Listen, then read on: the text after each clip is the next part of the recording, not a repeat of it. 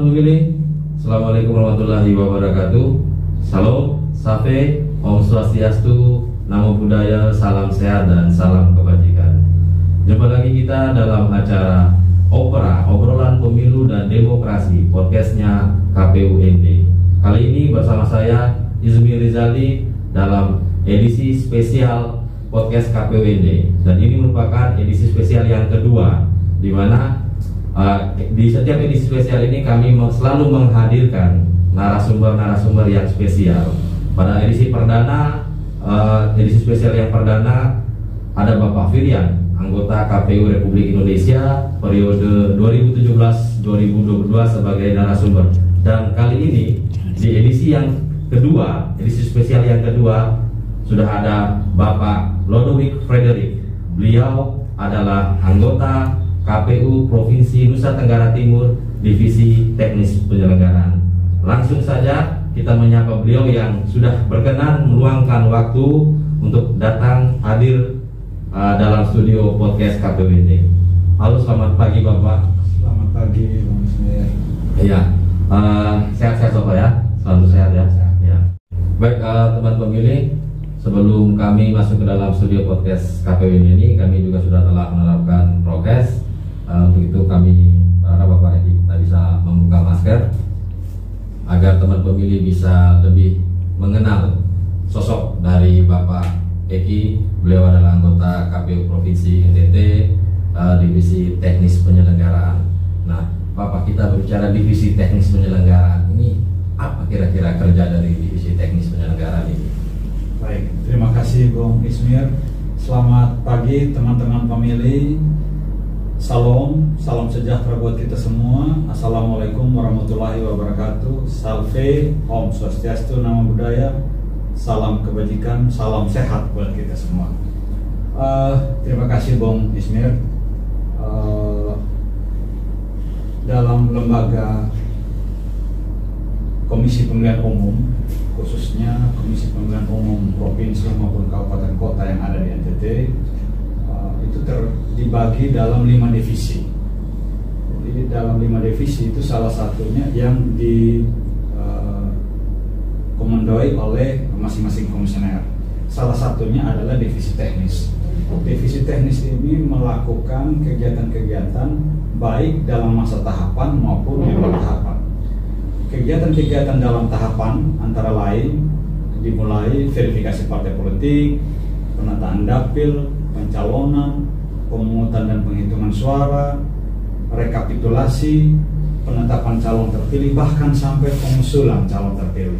Sementara kegiatan di luar tahapan yaitu mengurus hal-hal yang berkaitan dengan pergantian antara waktu anggota DPRD yang sudah tidak lagi memenuhi syarat dan karena itu harus diganti oleh calon berikutnya. Demikian, Ya, jadi Bapak Eki merupakan komandan dari Divisi Teknis Penyelenggaraan. Dan perlu teman pemilih ketahui bahwa Bapak Eki dalam perjalanan karirnya dari tingkat bawah sampai saat ini menjadi KPU Provinsi NTT selalu mendapat bagian menjadi Divisi Teknis Penyelenggaraan. Mungkin bisa secara singkat Bapak menyampaikan profil Bapak biar teman pemilih mengetahui kiprah Bapak dari sebelum menjadi komisioner KPU Provinsi NTT, apa saja yang Bapak lakukan ataupun pengalaman kerja Bapak. Baik, terima kasih Bang Ismir. Teman-teman pemilih, saya awalnya mulai berkecimpung di bidang kepemiluan itu diawali dengan karir saya sebagai salah satu anggota KPPS. Kalau saya tidak salah ingat, anggota KPPS nomor 6 yang bertugas untuk mengarahkan pemilih ke bilik, kemudian mengarahkan pemilih untuk mengisi surat suara di kotak yang telah tersedia. Itu sebelum tahun 2008. Masuk pada periode 2008-2012, saya tertarik untuk bergabung sebagai salah satu anggota KPU Kota Kupang, mengikuti seleksi. Namun pada periode itu saya boleh dikatakan kurang beruntung karena hanya masuk sebagai cadangan urutan ke-6 dari 5 orang yang terpilih sebagai anggota KPU Kota Kupang. periode berikutnya 2014-2019 saya kembali lagi mencoba karena saya merasa ada sesuatu yang menarik sebagai penyelenggara, khususnya sebagai komisioner KPU Kabupaten Kota saat itu sebagai KPU Kota Kupang. Saya mengikuti seleksi dan puji Tuhan saya terpilih sebagai salah satu anggota KPU Kota Kupang periode 2014-2019. Dan oleh teman-teman, awalnya menghadapi pemilu 2014 saya dipercayakan sebagai divisi hukum. Setelah melewati tahapan pemilu 2014 menjelang pemilihan wali kota tepatnya tahun 2016 oleh teman-teman KPU Kota Kupang, saya diberi tanggung jawab untuk membawahi divisi teknis terkait dengan pencalonan sampai pada penetapan dan pengusulan calon terpilih. Dan sampai akhir masa jabatan di KPU Kota Kupang 2019 saya mengelola divisi teknis ini. Sebelum berakhir masa jabatan di KPU Kota Kupang, saya kembali tertarik untuk mencoba naik tingkat ke KPU Provinsi. Setelah melewati proses, akhirnya saya terpilih sebagai salah satu anggota KPU Provinsi untuk periode 2019-2024 dan lagi-lagi saya dipercayakan sebagai Ketua Divisi Teknis Penyelenggara. Demikian Bung Ismail. Ya, baik. Dan teman pemilih perlu ketahui bahwa dalam perjalanan karir Bapak Eki ada satu perjalanan karir yang sangat unik, yaitu pernah menjabat sebagai Ketua KPU Kota Kupang selama hanya 1 minggu sebelum dilantik kembali menjadi anggota KPU Provinsi NTT. Begitu Bapak ya? Ya, jadi mungkin ketua yang paling singkat. Ketua yang paling singkat se-Indonesia barangkali. Ketua KPU Kota periode kedua yang hanya 1 minggu. Hanya 1 minggu, ya. Baik Bapak, tentu saja di sela-sela kesibukan Bapak bisa meluangkan waktu berada di studio podcast KPU Kabupaten NTT ini. Sekarang yang ingin kami ketahui Bapak, kita tahu bahwa dalam pelaksanaan tahapan pemilu 2024 sebentar lagi di tahun 2022 ini ada serangkaian tahapan pemilu, pendaftaran dan penetapan atau verifikasi partai politik, perekrutan badan ad hoc dan juga penetapan pengusulan dapil. Nah, kira-kira apa saja kesibukan dari KPU Provinsi NTT dalam menyiapkan penyelenggaraan tahapan pemilu 2024? Baik, terima kasih Bung Ismir. Teman-teman pemilih, setelah tahapan pemilu 2019 berakhir, kami KPU Provinsi kemudian mempersiapkan dan melaksanakan mengawal teman-teman di 9 kabupaten yang ada di NTT yang melakukan pemilihan bupati. Prosesnya berjalan kurang lebih sampai tahun awal 2020 sampai 2021.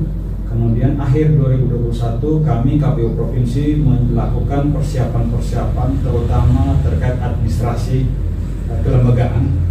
Ada penataan yang kami lakukan dan tepatnya tanggal 14 Februari 2022 saat KPU sudah menetapkan hari H untuk pemilu 2024 yang jatuh pada tanggal 14 Februari 2024, kami KPU Provinsi sudah semakin intens melakukan persiapan-persiapan bukan saja terkait dengan administrasi tapi juga hal-hal yang terkait dengan tahapan teknis menuju ke pemilu 2024. Demikian.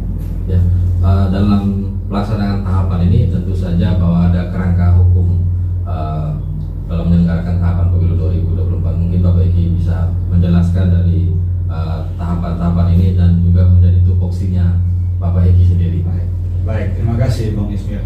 Teman-teman pemilih, berdasarkan Undang-Undang 7 tahun 2017 tentang pemilu, pasal 167 ayat 1 mengatakan bahwa pemilu itu akan dilakukan tiap 5 tahun sekali. Ayat 1. Ayat 2 menjelaskan bahwa hari H pemungutan suara untuk pemilu itu ditetapkan dengan keputusan KPU. Ayat yang ketiga pasal 167 mengatakan bahwa pemilu itu akan dilakukan pada hari libur atau hari yang diliburkan serentak di seluruh Indonesia. pada ayatnya yang keempat mengatur tentang tahapan-tahapan pemilu apa saja. Antara lain yang pertama itu terkait dengan verifikasi partai politik. Dan akhir dari masa tahapan pasal yang keempat itu, pasal yang keenam kalau saya tidak salah, itu menyatakan bahwa tahapan pemilu dimulai paling lambat 20 bulan sebelum hari H. Kalau kita lihat kalender saat ini 20 bulan sebelum tanggal 14 Februari 2024 jatuh pada tanggal 14 Juni 2022. Artinya tepat 30 hari ke depan atau 1 bulan dari hari ini itu sudah dipastikan bahwa tahapan pemilu menuju pemilu 2024 akan segera dilaksanakan, akan mulai dilaksanakan. Demikian.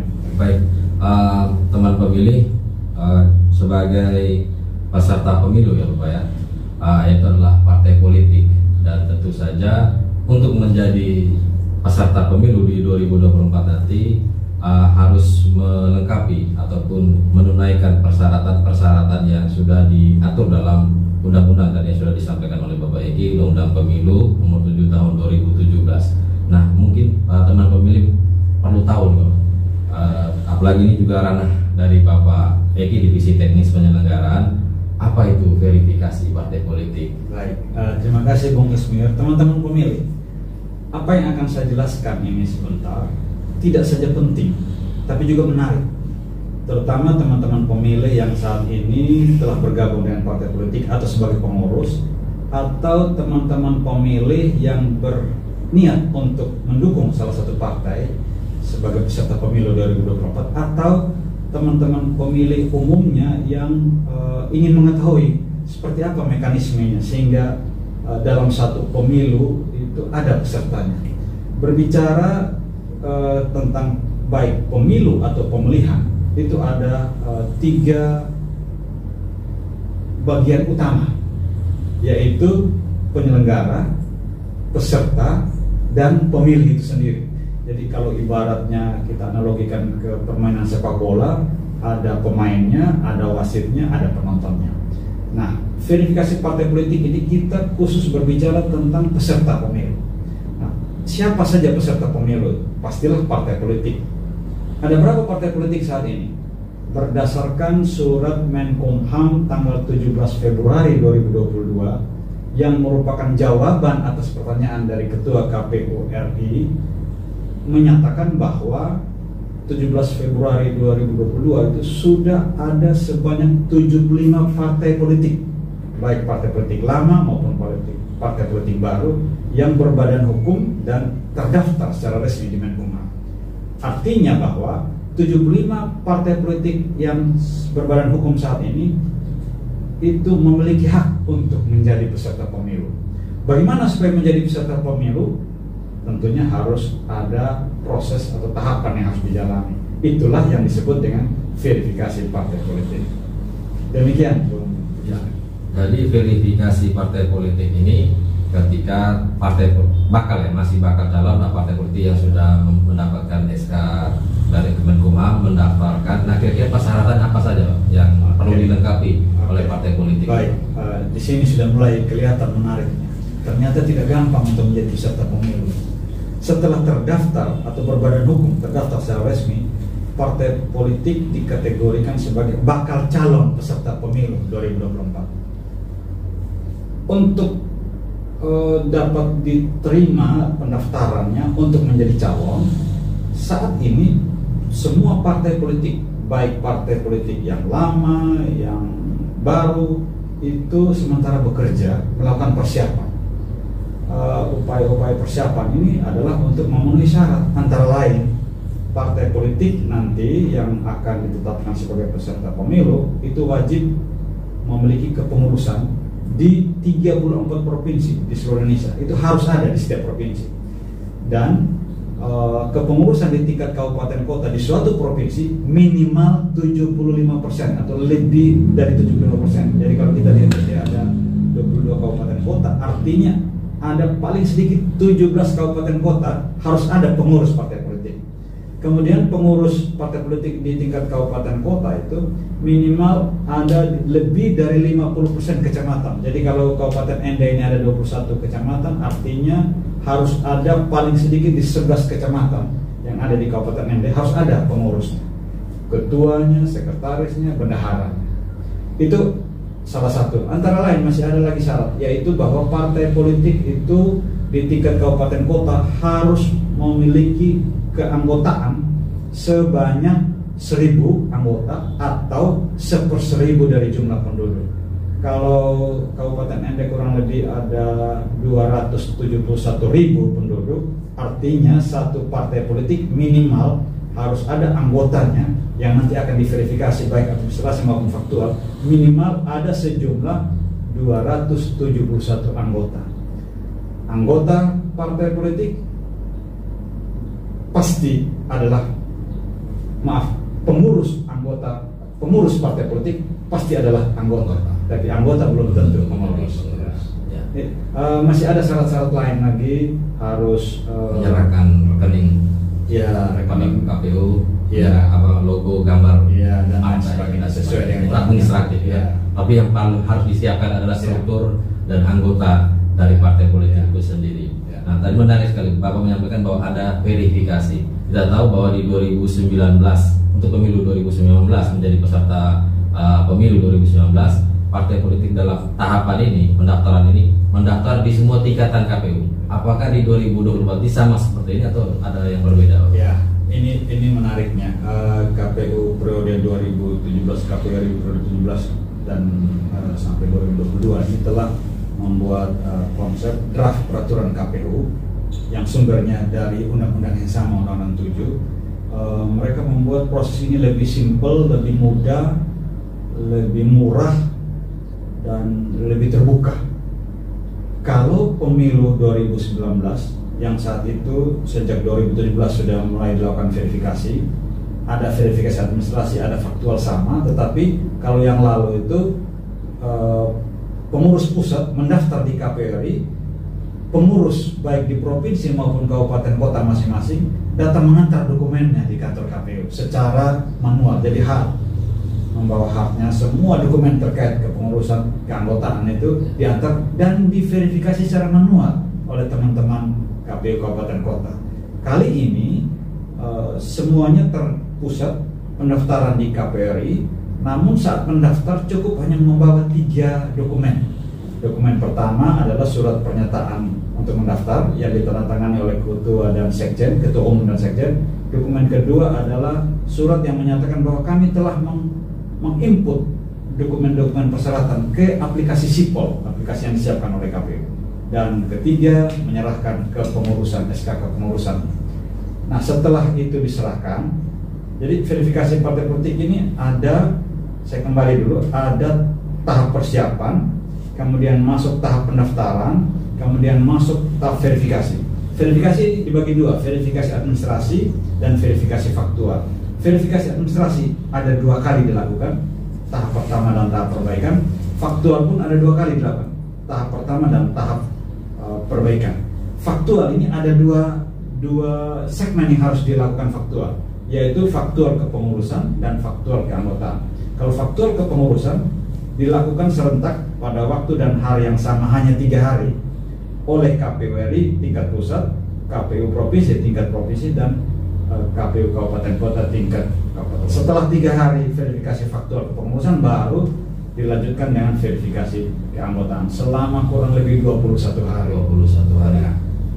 Jadi sudah ada perbedaan ya antara verifikasi di 2019 dengan 2024. Tentu saja ini berpengaruh juga pada perubahan mekanisme kerja di tingkat KPU RI, provinsi maupun kabupaten kota. Nah, mungkin Bapak bisa sedikit menggambarkan betapa sibuknya nanti rekan-rekan KPU provinsi dan KPU kabupaten kota dalam melakukan tahapan verifikasi. Apalagi tadi Bapak sampaikan bahwa partai politik hanya membawa 3 dokumen. Salah satunya adalah dokumen yang melalui Sipol yang diteruskan dari KPU RI kepada KPU di bawahnya, provinsi maupun kabupaten kota. Dan itu bagaimana Pak? Kerja dari kabupaten kota seperti apa Pak?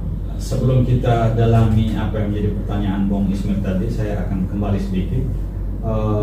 Salah satunya merupakan perbedaan dengan pemilu 2019. Pada tahun 2020 ada putusan MK nomor 55 yang mengatur tentang partai politik yang akan diverifikasi oleh KPU. Itu dibagi dua kelompok. Kelompok pertama adalah partai politik yang saat ini ada wakilnya di DPR RI. Kelompok kedua, partai politik yang belum ada, tidak ada wakil atau yang sama sekali baru.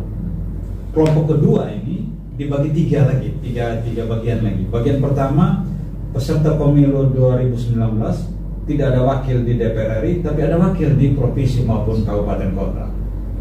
Kelompok kedua, tidak ada kursi di DPR RI, tidak ada kursi di provinsi, tidak ada kursi juga di kabupaten kota. Dan kelompok tiga adalah partai politik yang baru sama sekali, baru terdaftar, dan tentunya saat ini sementara berupaya membentuk kepengurusan dan merekrut anggotanya. Partai politik yang ada kursi di DPR RI, dia cukup untuk melalui proses verifikasi administrasi saja. Apabila dinyatakan lolos verifikasi administrasi pertama dan kedua, dia sudah mendapat tiket untuk nanti akan ditetapkan sebagai peserta pemilu 2024 sesuai dengan draft tahapan dan jadwal jatuh pada tanggal 14 Desember 2022. Sementara partai yang tidak ada kursi di DPR RI, baik partai lama maupun partai baru, setelah lolos verifikasi administrasi dua tahap itu, tahap pertama dan tahap perbaikan, harus difaktual tahap pertama dan tahap perbaikan, baik faktual kepengurusannya maupun faktual keanggotaan, yang wajib jumlah anggotanya di atas syarat minimal. Tadi kalau Kabupaten ND 271.000, per 1000-nya ada 271 anggota partai politik. Tidak boleh kurang dari itu. Setiap tahapan verifikasi administrasi tahap 1, tahap 2, faktual tahap 1, tahap 2 tidak boleh kurang dari itu. Dari syarat minimal. Syarat minimal. Kalau kurang dari itu sudah gugur, belum sampai akhir penetapan proses sudah gugur. Jadi tugas dari KPU Kabupaten Kota adalah melakukan verifikasi selain administrasi dan juga verifikasi faktual, ya. Pada saat tahapan yang sedang berjalan, dan pada saat tahapan pendaftaran verifikasi partai politik ini, apakah masyarakat dapat berpartisipasi atau ikut mengawasi tahapan ini?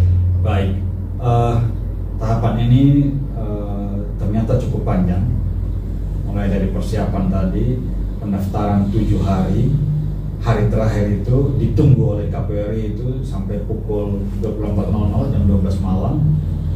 Kalau ada 3 kemungkinan, ini pada masa pendaftaran 3 kemungkinan. Kemungkinan pertama diterima karena dinyatakan lengkap syarat-syaratnya. Kemungkinan kedua dikembalikan untuk didaftar kembali lagi pada masa pendaftaran. Kemungkinan terakhir, kemungkinan ketiga akan ditolak apabila sampai batas akhir ternyata dianggap tidak memenuhi syarat-syarat pendaftaran. Jadi ini sudah masuk saringan kedua. Saringan pertama tadi, partai politik baru ini harus baru maupun lama harus input keanggotaannya, kepengurusannya dan lain sebagainya di aplikasi. Kalau itu tidak dilakukan, tidak bisa mendaftar. Jadi tetap saja statusnya sebagai bakal calon.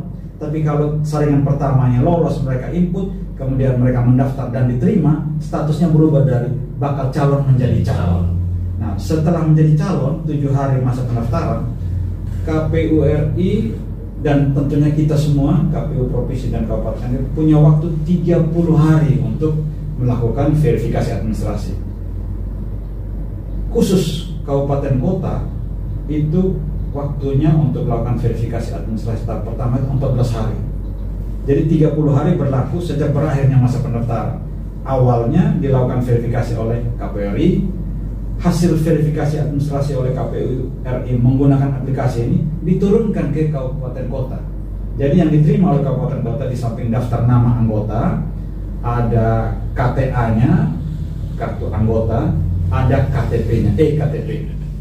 Juga ada kelompok-kelompok yang sudah disortir oleh KPU RI, apakah kelompok ganda atau kelompok TMS atau kelompok potensi belum memenuhi syarat.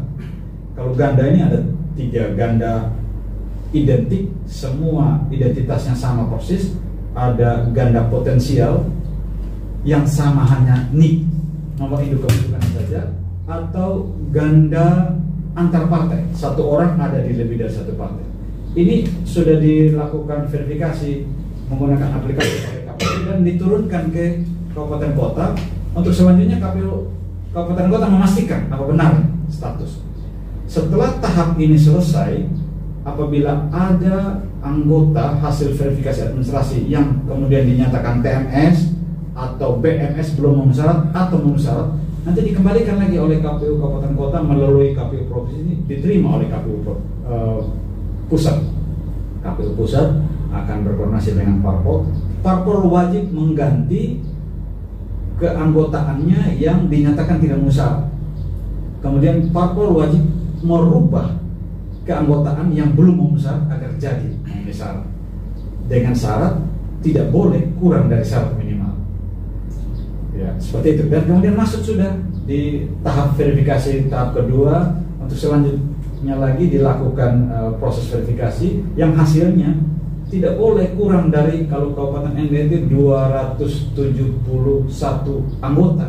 Kalau kurang dari itu selesai sudah, tidak perlu lagi dilakukan verifikasi lanjutan.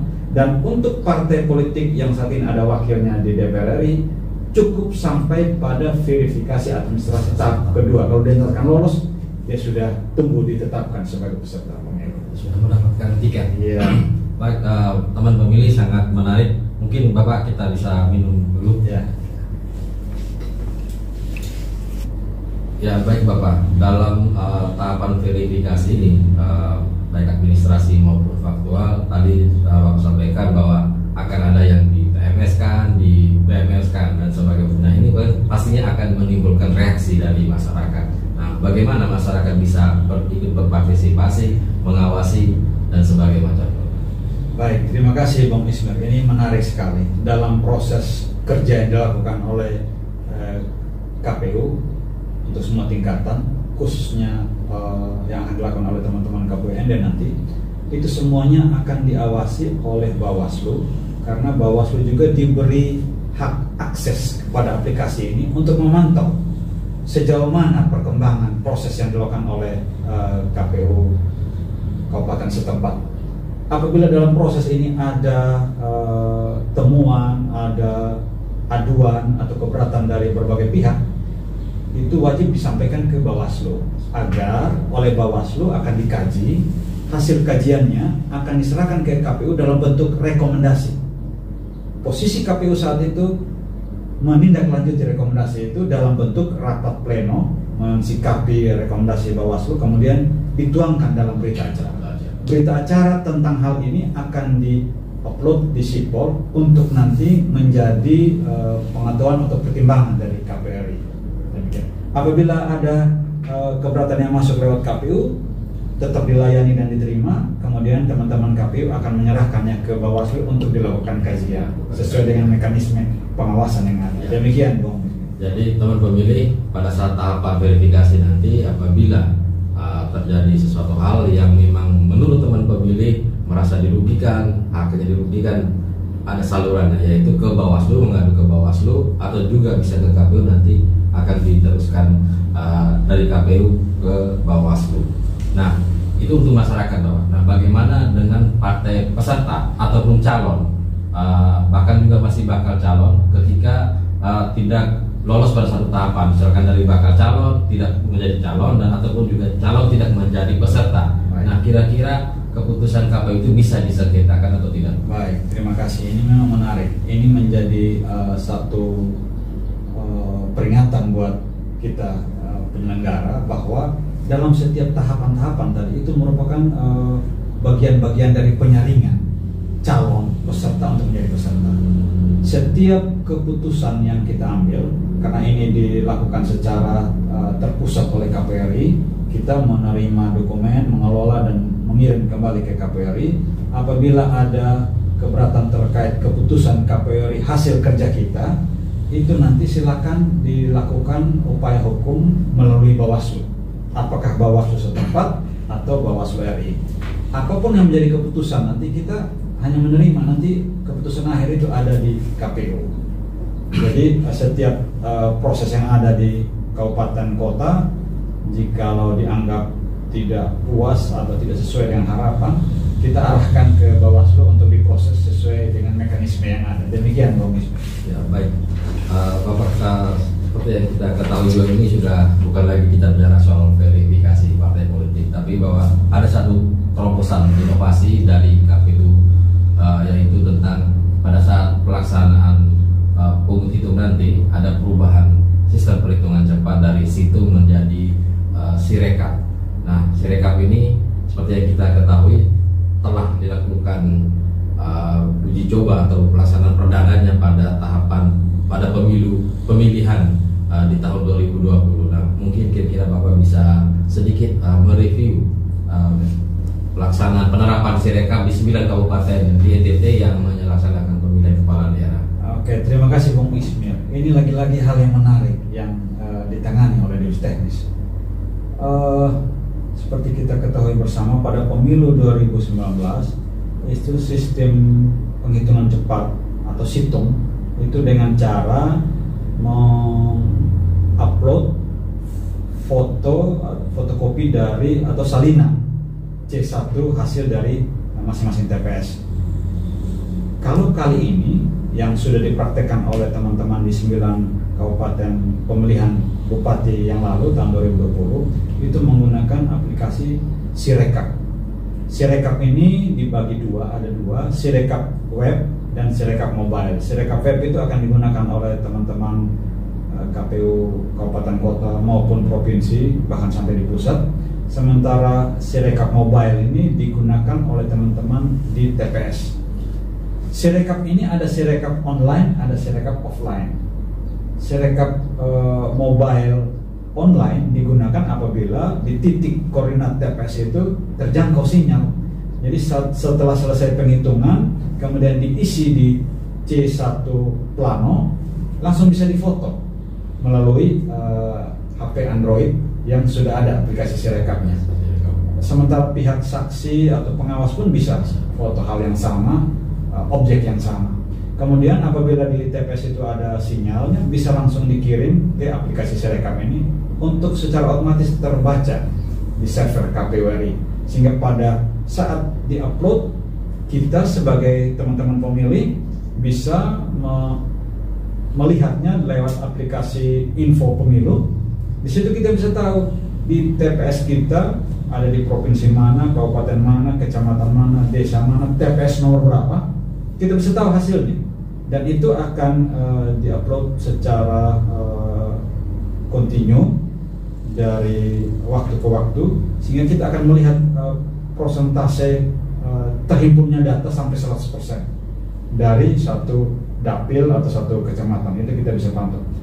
Sementara di kecamatan dan di kabupaten kota yang akan melakukan rekap berjenjang menggunakan Sirekap web, setelah diupload oleh TPS yang ada sinyal tadi, sudah otomatis masuk di Sirekap web. Atau kalau di TPS itu tidak ada sinyal, setelah difoto bisa bergeser ke tempat yang ada sinyal untuk kemudian mengirim foto itu ke aplikasi Sirekap. Pada saat proses Sirekap di kecamatan, secara otomatis sudah ada data-data hasil foto yang sudah dikonversi menjadi data hasil pemilu, perolehan suara. Jadi di kecamatan akan direkap. Namun kalau ada hal-hal yang dianggap tidak sesuai dengan kenyataannya, bisa dipadukan dengan dokumen yang ada baik di saksi maupun di pengawas. C1 tadi, Pak. C1. Tapi kalau juga terjadi ketidakkonsistenan data di pengawas lain, di saksi lain, bisa buka kotak untuk melihat C plano aslinya. Kalau sudah cocok dengan Sirekap, berarti sudah selesai. Tinggal dilakukan rekap berjenjang. Jadi pada waktu yang singkat, tingkat kecamatan sepanjang semua foto hasil Sirekap C1 plano dari semua TPS apabila sudah masuk, pada saat itu juga sudah ada hasilnya di tingkat kecamatan. Sudah bisa dilihat oleh teman-teman di tingkat kabupaten kota. Sepanjang semua data sudah masuk, pada waktu yang singkat kita sudah tahu siapa calon terpilih. Demikian. Ini Sirekap lebih menarik dan sudah dipraktekkan oleh teman-teman 9 kabupaten yang ada di NTT, dan ini merupakan bentuk atau upaya keterbukaan yang informasi publik yang dilakukan oleh KPU. Demikian Bung Ismir dan teman-teman. Dan juga sedikit mengurangi beban kerja di teman-teman penyelenggara tingkat bawah ya, dengan adanya Sirekap ini. Baik teman pemilih, KPU akan terus melakukan terobosan-terobosan selain untuk mempermudah penyelenggaraan pemilu dan tentu saja mempermudah untuk masyarakat dapat mengakses setiap informasi terkait penyelenggaraan pemilu. Kita tahu tadi Bapak itu sudah menjelaskan perbedaan di tahapan verifikasi, di mana 2019 semua partai politik datang membawa dengan ratusan kertas di semua tingkatan KPU, dan kali ini cukup KPU RI saja yang menerima pendaftaran dan partai politik hanya membawa 3 dokumen. Itu yang pertama. Yang kedua adalah Sirekap. Ya, Sirekap ini mempermudah dalam hal salinan C1 baik plano maupun kuarto untuk direkapitulasi di tingkat kecamatan maupun kabupaten kota, dan informasi juga sangat mudah, sangat cepat diperoleh oleh teman pemilih mengetahui update perkembangan penyelenggaraan pemilu. Dan terakhir juga Bapak, ada inovasi baru yaitu Lindungi Hakmu, aplikasi Lindungi Hakmu. Teman pemilih bisa langsung mengakses apakah teman pemilih ini masih terdaftar sebagai pemilih, ataupun juga tetangganya atau saudara-saudaranya bisa mengakses melalui Lindungi Hakmu. Baik Bapak, terakhir Bapak, kira-kira harapan Bapak kepada stakeholder, teman pemilih terkait pelaksanaan tahapan pemilu 2024 ini. Baik, terima kasih Bung Ismir. Teman-teman pemilih yang saya kasihi, terus terang saya merasa terhormat. Saya mengucapkan terima kasih atas kesempatan yang diberikan kepada saya untuk dapat berjumpa dengan teman-teman pemilih, membicarakan tentang hal-hal teknis terkait dengan tahapan pemilu, khususnya verifikasi partai politik dan penggunaan Sirekap dalam penghutang hitung nantinya. Harapan saya bagi teman-teman pemilih, yang pertama, teman-teman pemilih yang saat ini sudah bergabung di salah satu partai politik sebagai pengurus, tentunya informasi ini sangat penting. Atau teman-teman pemilih yang berniat untuk mengajukan diri sebagai calon, istilahnya mau jadi caleg pemilu 2024, perlu mengetahui informasi ini, sehingga kita jangan dulu berbicara saya mau caleg dari dapil ini, harus tahu dulu saya pakai kendaraan apa. Kalau kita mau menuju ke suatu tempat, kita harus pastikan kendaraan apa yang kita pakai, bagaimana caranya untuk sampai di situ. Saya sangka ini informasi-informasi yang penting terkait verifikasi partai politik. Sekiranya ada penjelasan yang butuh didalami lagi, karena tentunya banyak penjelasan teknis yang lebih detail yang belum terungkap pada percakapan pagi hari ini, silahkan menghubungi teman-teman KPU ND di sini. Pastilah teman-teman KPU ND akan dengan senang hati menerima dan memberikan informasi. Sementara bagi pemilih umumnya juga perlu mengetahui proses ini, sehingga dari jauh-jauh hari kita sudah tahu kira-kira partai mana yang perlu kita dukung nantinya. Kemudian kalau partainya sudah menjadi peserta pemilu, caleg mana yang kita mendukung dari partai yang kita simpati tadi. Ini menjadi penting, menjadi bagian dari pendidikan pemilih. Untuk itu, sekali lagi, penting agar teman-teman pemilih pastikan bahwa usia kita sudah 17 tahun ke atas, sudah memiliki KTP, dan sudah terdaftar sebagai pemilih. Anggota partai politik, apalagi pengurus, harus atau wajib ada KTP. Sehingga ke depan kita dari awal kita dapat mengawal proses ini secara baik, sehingga proses yang dilaksanakan secara baik oleh penyelenggara atau diawasi oleh masyarakat umumnya, menghasilkan pemilu yang berintegritas, sehingga siapapun nanti pemimpin-pemimpin kita, patutlah kita menghormatinya, mendukungnya. Demikian Bung Ismir dan teman-teman pemilih. Baik, Bapak Eki, terima kasih banyak atas waktu dua Bapak yang telah berkenan hadir dalam podcast KPU ND ini. Dan ini di sela-sela waktu Bapak Eki menunggu jam check-in pesawat, karena sebentar lagi beliau langsung berangkat kembali ke Kupang untuk bertugas kembali di KPU Provinsi NTT. Baik, teman pemilih, demikian diskusi kami, obrolan kami bersama Bapak Eki menarik sekali. Memang apa yang disampaikan Bapak Egi tentu saja menimbulkan banyak pertanyaan sebenarnya bagi teman pemilih. Nanti mungkin bisa akan kami bawa ke pleno rutin untuk mengusulkan untuk webinar, Bapak. Boleh. Ya, jadi sehingga teman-teman pemilih bisa langsung bertanya langsung kepada Bapak Egi untuk terkait verifikasi administrasi atau verifikasi partai Bung politik. Ismir, untuk teman-teman ND, bahkan untuk pemilih di Kabupaten ND, tidak ada alasan bagi saya untuk tidak melayani. Sepanjang diberi kesempatan, kapan saja saya akan berusaha memberikan semua informasi yang diperlukan, biar kita sama-sama memiliki pemahaman yang sama dan pasti terkait dengan proses pemilu ke depan. Demikian, Bung Ismir. Baik, terima kasih banyak Bapak. Akhir kata saya Ismir Rizaldi bersama Bapak Egi kami pamit undur diri. Sampai jumpa di episode yang akan datang. Terima kasih.